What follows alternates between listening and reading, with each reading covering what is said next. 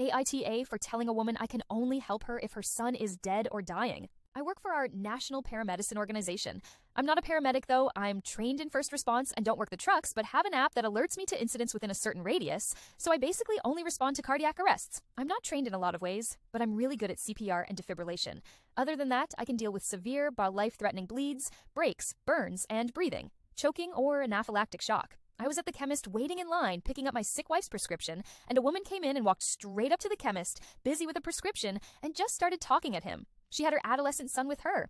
He told her to wait, but she just pretended not to hear him, and kept talking. I was in uniform and had just finished a tiring shift, and he looked at me with a, "I don't know what to do about her, help me" face, so I just gave him a smile and nod of approval to serve her. He started getting her script ready, and she said to him, "Also, my son needs a flu vaccination."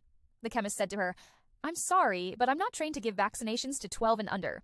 She pushed him with, "Oh, he is 12, and he replied with, "Yes, but I can't vaccine 12 and under." This back and forth carried on with her getting more and more pushy, until she finally caved and said, "Well, the other chemist I've been to does it, so can you just do it?"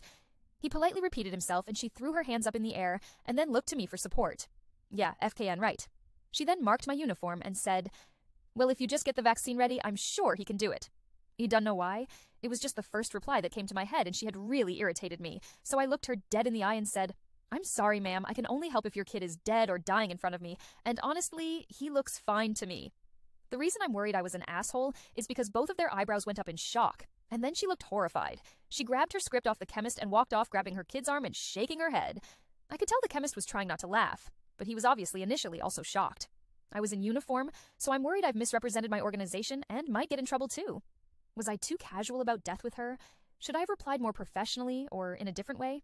She was deeply offended. Am I an asshole for saying that?